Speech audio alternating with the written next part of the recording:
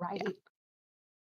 Yeah, so a tank I'd say is pretty important to balance a party because you do need someone who can just take those hits and control the well, they're not really controlling, but they're the focus.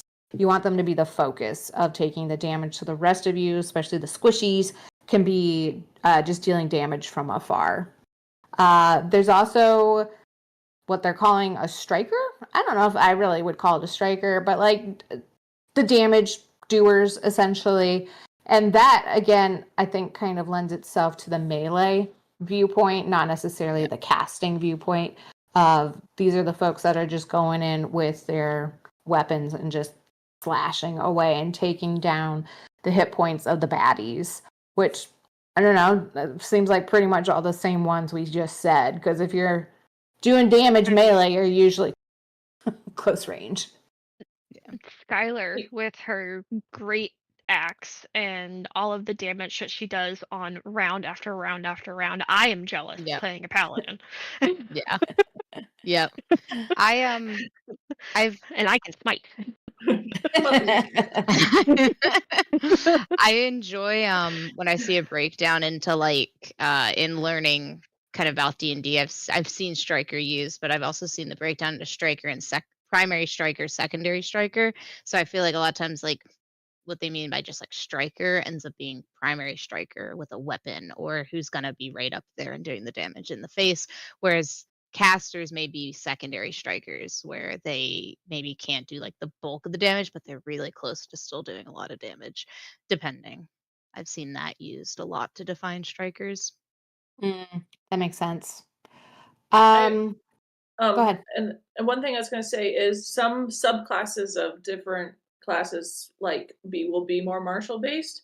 So like the bard has like the valor class, or I played like a swords bard, and so then they can be like a striker. So like a lot of times some other more non-traditional more Yeah. traditional like magic classes will have like a melee subclass. Like there's a warlock one that's in Xanathars that I've played. Hexblade, like a Hexblade would be like a striker. And like they're not in the 2024 playbook, but like I was just seeing if it was there. But like that, so even if you want to go like, martial, but also have magic, you have lots of options to choose from to both like wield a weapon in someone's face, but also be able to do spells. So Okay, so those are some good options. I mean, let's talk a little bit about support because I think that can be a lot of different things. That's sort of an all-encompassing terms. I mean, my initial thought is healer. Yeah. So cleric, but paladin too also has that capability. And they choose to use it. Yeah. Yeah, I mean, you don't want to make your cleric or your paladins mad at you because they are the ones that'll be healing up your after a fight. So be nice.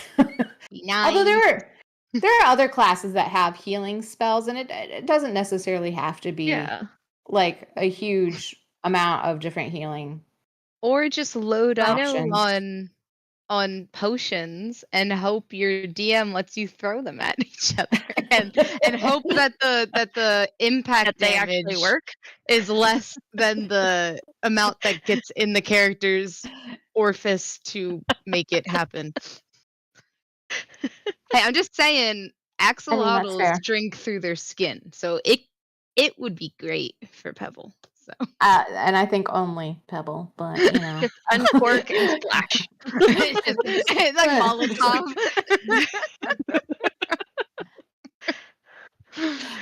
Sorry. I love a support character. It's actually my favorite to play, and I am trying to encourage myself to go out of my comfort zone more recently by staying away from support because I like reacting. I don't always love having to do the acting. So not let me rephrase that. Not the actual like reaction move in the game. I like that I can react to what someone else has done. So I can see what Alicia has done during her turn, excuse me. And then when it's my turn, I can be like, okay, like that caused this. So I can either give that like as a buff or a debuff there or heal wherever. So for me, it takes away some of the like bigger decision making actually. And I find that support um players is more something I'm more comfortable with personally for that reason. I would also And say one of I the know. big support players I was gonna No, say you're is good. the Bard. I feel like Bard is Yeah. huge support. Like they can heal, sure, but like I feel like so many of their skills, like even just into the class, like with Bardic Yeah. Inspiration, is about buffing people and debuffing. So Yeah. Yeah. I love Bard for that reason. I also like playing support a lot. Yeah, that is, yeah, the is to it literally is the name, right? Inspire your support your what's it, colleagues, your party members. I mean, they're kind of Your colleagues. colleagues. Can you tell I just got off the corporate 9 to 5? But This is the my coworker. We're gonna go okay. slay a dragon. Again, I just Performance review coworker after. things. Yeah. Oh God. I need a show Anxiety. that is The Office, but D&D adventure party. Oh my Like, gosh, I just want the amazing. deadpan D&D like Office humor. I would watch that Yep. show so much. I would. I mean, would you Yeah. consider a warlock a support? I mean, I know when I played my warlock, I was hiding in a building far, far away. My eyes were blinded in order to use my familiar to cast spells, cast healing through the Yes. familiar. So I'm not getting bombed. I'm not getting shot at. And my little familiar is just flying around, casting spells. And I'm like, this is cool. Yeah. I mean, that might be more of a controller, which I think tends to Ah. lend itself to casters because they really are the ones, I think, like those area of effect spells, which area of effect just means like on the map, a big, like 30 feet, so several squares worth of magic is happening in a large space. So if the enemies are clumped together, you can knock out a bunch of them all at once. So you can kind of help control the layout of the battlefield. But Wall yeah, of Fire. Wall of Fire, Cloud of Daggers. I love me a I Cloud was of about to say, Daggers. Cloud of Daggers was actually one of the Darkness. first. Darkness, yeah. Mhm. Cloud of Darkness, yeah. Daggers, when I first played Baldur's Gate, was one of the first like spells I used. I think I was playing like Will, like, you play all the characters when you're playing by yourself. And I was like, oh, I don't know this one. I cast it. And then I walked into it because I didn't know what it was. La Always la la! reason. Ow! I'm burning. And then I got stuck there. But that faux pas aside, I love Cloud of Daggers. It's just so fun to just drop it on people, and it's like, oh, you're hurt now, and as soon as you start moving, Yeah, Now you're those extra ouchy. you're extra ouchy. Oh, you want to move? Dagger. But literally Darkness death for by sure. 1,000 paper cuts. Yes. Yeah. Oh, can you imagine like a Cloud of Daggers that says cloud of like papers? It's even worse. Oh, I Oh, just got one no, too, thank and you. I don't Mhm. like Like that. literally just No. got one. Ouch. Yeah, earlier today. It wasn't fun. Ow. Yeah, So I that's think, ouch. yeah, not my favorite. So I want to talk real quick too, like it's not just about combat. For some, I think combat is very much why they like to play D&D. That's a big thing for them. I mean, we just had an episode where there was literally no combat. It was so there are certain classes that I think lend themselves to some sort of utility type roles. There's kind of the common term of the face. This is someone who is very high in their charisma. So they're very good at talking to people, persuading people, lying to people, intimidating people. Manipulation. Yes, they use their words for Influence. It's called influencing. They're Oh. influencers. They're essentially just influencers of the I'm not D&D manipulative. world. I'm just a D&D influencer. Exactly. Hope that goes well for you. So, I mean, obviously the most common one is a bard. They are kind of the most go-to, but I think there's several other options too that can play a good face within a group just to help balance it Sorcerers can out. lend to that. Sorcerers, And warlocks, warlocks. Mm-hmm. Yeah. paladins, even. Mm-hmm. Yeah. And the reason for that is that as you're building a character, you'll even see like in the player's handbook, there's certain stats each class recommends you invest a lot of your points in because that's kind of where they draw their power from. And so all the ones we just listed have charisma as one of their priority stats you should invest in. There's also the scout, or the sneaky person. Never me. I can't. Obviously not me. I've already told you I don't have the patience for it. But it is important to have in a party, I think. Someone who can be sneaky, whether it's sneaking through the woods or stealing a piece of gold from someone's pocket.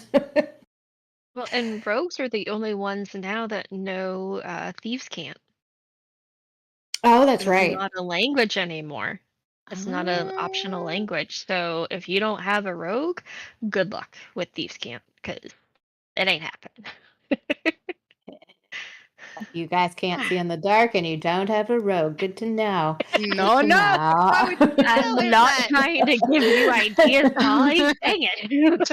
I'll let Please you know. continue. Who's multi-classing next? Me. I mean, that can be a whole other conversation. I think Laura, I know I'm not familiar with multi-classing. I've never actually done it. I'm trying to do it in Baldur's Gate so I can understand it too. But would you be comfortable maybe just giving a quick definition of what that even means when we say multi-classing? Sure. So multi-classing is you start the game, say, I'm going to use Pickle as an example here. You start the game. So Pickle is actually a rogue to start. And so you take level 1 in rogue. And then say later on, I forget, like for her, I think I did 3 levels of rogue. 4th level, I decided to go barbarian. So instead of taking the 4th level in rogue, I then took my 1st level in barbarian. Now, I really like how the 2024 rulebook explains multi-classing. All the rules are early in the book. For me, I could give the page number, but you can just look it up on D&D Beyond.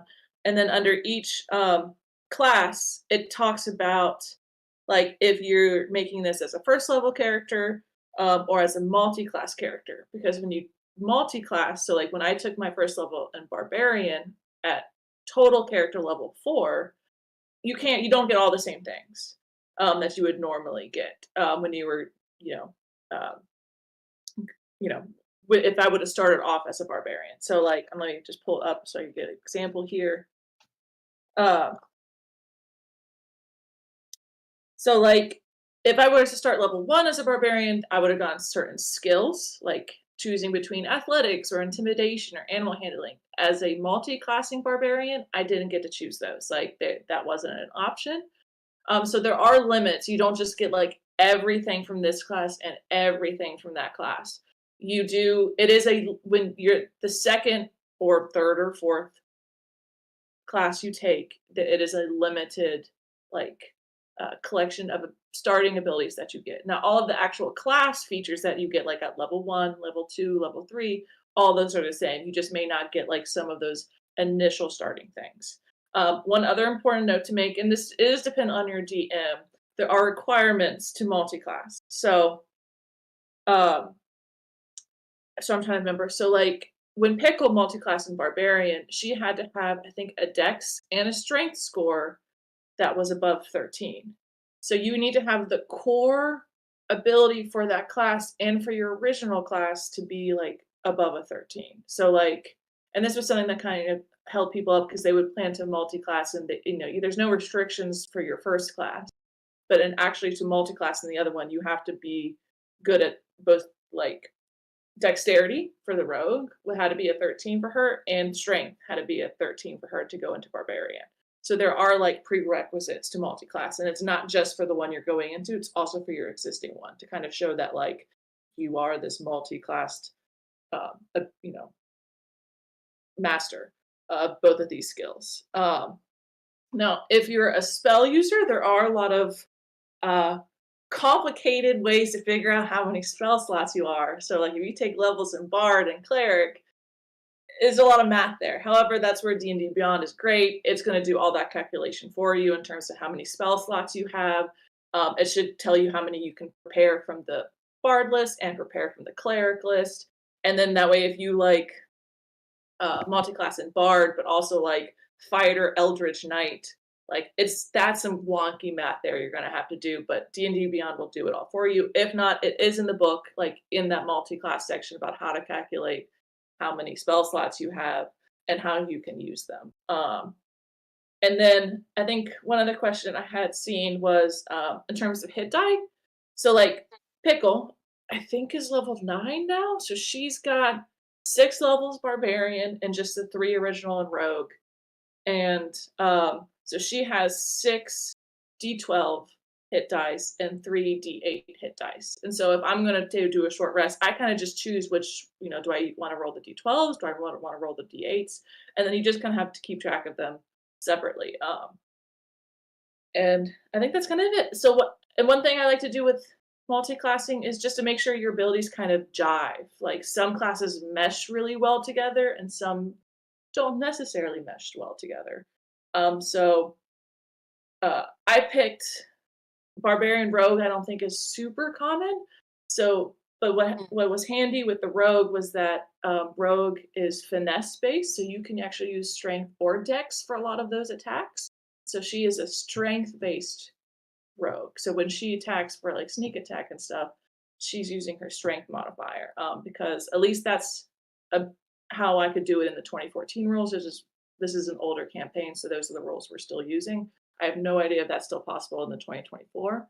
But that's if I wasn't able to do that, I would not have multi-class. But yeah, she is like a strength-based rogue, so that it all works with her barbarian features. And so you just kind of want to make sure that, if you're multi-classing, you don't want to put yourself at a disadvantage because like all of a sudden you need like your abilities don't mesh well together. And there are tons of guides online about like what goes well together, what doesn't go well together. Like rangers and rogues, they do fantastic together. Even with like monks mixed in there too, they do really well together. So I think I've multi-classed quite a bit, but like I think that's kind of a good overview. Yeah, no, that's a great overview. I just don't know that I can handle the math personally, but I love the idea of it. And I'll probably try it in Baldur's Gate because that's how I learn everything is actually playing Baldur's Gate 3. My So, Baldur's Gate 3 character is multi-classed. Bard. see, there you go. So yeah. Yeah, there you go. That's the way to do I heard it. a great combination of Bard and Barbarian, so a Barbarian. Yeah. And I want to try that so bad.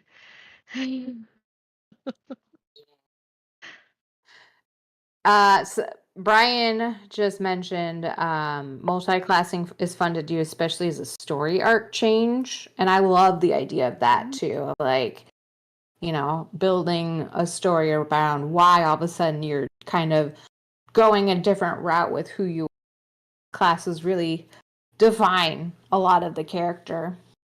So we're going to start wrapping up a little bit. So one last thing I kind of wanted to touch on, and maybe we can each just pick like 1 or 2 classes that we think might be best for newbies, for folks that aren't as familiar with D&D and they want to start playing, and they just don't know where to start. I don't know if any of you have anything off the top of your head, but I can just rant about it. If not, So I know for me when I first started out, because I wanted magic, I want something I can't do in real life. So Warlock. I you get all your spell slots back off a short rest. Like it's those little aspects where it's like, ooh, this one's new and shiny. Yes, please. Yeah, that's a good call. Because, yeah, I mean, we haven't even explained really all the spell slots and stuff, but being a magic user is kind of complicated when you're just starting out. So, Warlock is probably the easiest of what I consider the casters: Wizard, Sorcerer, and Warlock. I think Warlock is the easiest to understand and not have to resource manage quite as much as the other two. Yeah. I mean, I'm always a fan of a barbarian or I guess a fighter. I think barbarians have a little more flavor to them. And yeah, like we said, it is you go in and smash. And I think there's just a lot of opportunity playing side of that too, which is a lot of fun. So if that's like something you're concerned about, like the playing, maybe focusing on just having combat simple so you can focus on everything else, barbarian might be a good option for you. And I find it to be a lot of fun. So I think it's They are. They just like Yeah. inherently are fun. I don't know. Like barbarians with trauma, I don't know. Like, Yeah. they're dealing with their trauma with their rage. There we go. I was gonna pop in and say, I actually really like cleric as a starter. I think, I mean, I can see it's hard because I can see how there's ways that it would be hard, but maybe with the right DM to help guide you and a lot of research, I think there's just something really great about the relationship you'll build with the people you play with playing a healer, because you kind of build that, like, I got you, like, I'm coming to your rescue sort of deal. That can make it nice when you're starting out, and that's my opinion on that. Because I definitely play D&D for the relationship build. Well, it's a big part of why I like to play. Or As a you can healer, just you be get to yell like, at everyone. yeah, or you can just be like, nope, I see nothing. What? Oh, that's your second death roll? I saw nothing. Beg for it. I'm learning so much about Anna right There now. So many I love rules. it. Like there's so many ways to play cleric. It's ridiculous. Yeah. Where you They're can. huge spell lists. Like you can do so much and like lots of subclasses. Like you can blast, I think, with the right subclass. So like clerics are top notch. Yeah. I would also throw in there, like, if you wanted, slice and dice people, but also have a little bit of magic, ranger and paladin, like, they have fighting, they have magic. That's what I was when that was my very first D&D class when I got back into it as an adult, was a paladin, because I wanted both. And plus smiting is really cool. Like, you get to some high levels, you can be like, who can do the most damage? Oh, for sure. Paladin just did 75 points of damage. So, I am Yeah. waiting. Soon. I just need the dice Yeah. to be nice to me. I know I said barbarian, but I think ranger's actually probably the better choice personally. And that's always the one I like to kind of gear users, newbies to, because I think also there's those classes that are a nice blend of both some spells, but also some melee. So they have the hit points. So if you aren't quite sure what you're doing, they can take a couple hits and be okay, as opposed to a wizard who's like, oh no, paper cut, I'm dead. So This is the end. I love a goodbye, dramatic cruel wizard. world. I love a Paper cut dramatic from their wizard. own spell book too. That's Oh probably the no. get bit by a rat and you're just dead. So, Yep. Whoops. There goes the wizard. Okay. Well, I mean, I think we covered all of the classes, all of the official ones in the player's handbook, 12 of them. So hopefully you all learned a little something and you might want to try out a new class if you haven't tried them before, or if you're just totally new, maybe you've now zeroed in on what you play.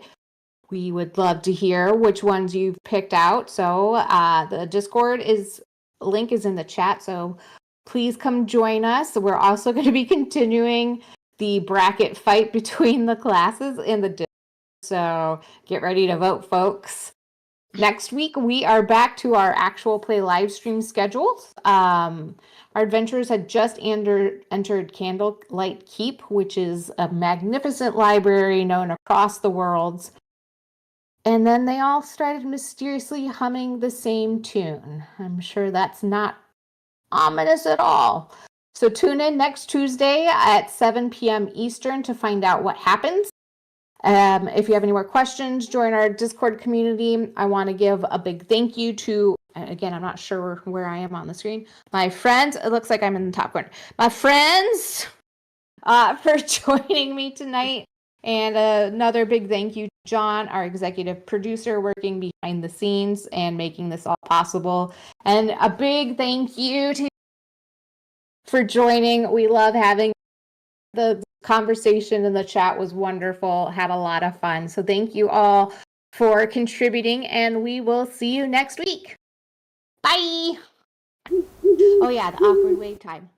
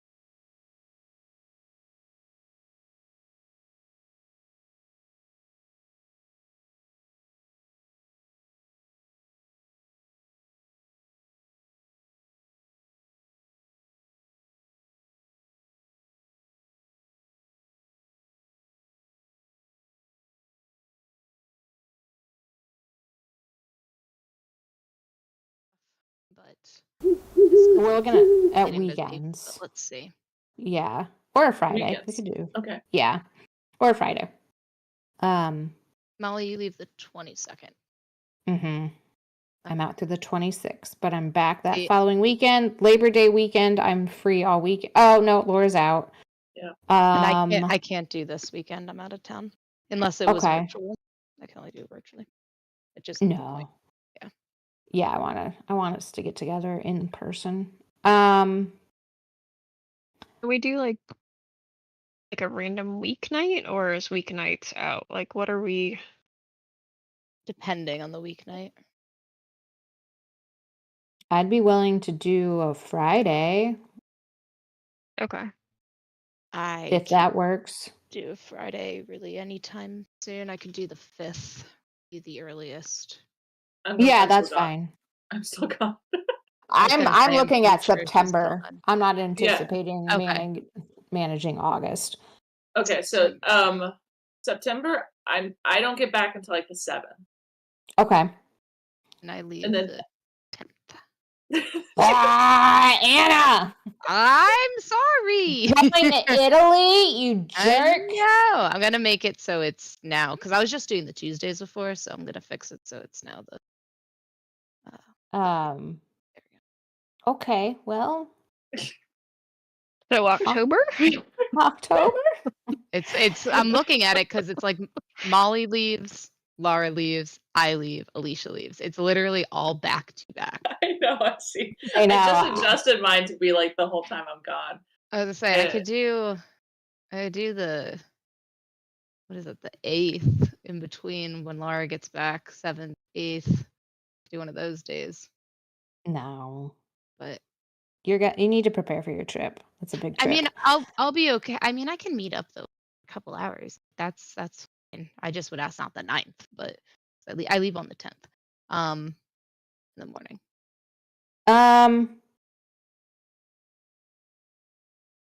Yeah, maybe we could just do a weeknight. I don't know how late Build-A-Bear stays open, how late Atlas works. They're open. I want to say Look between real quick. 8:30 and 9.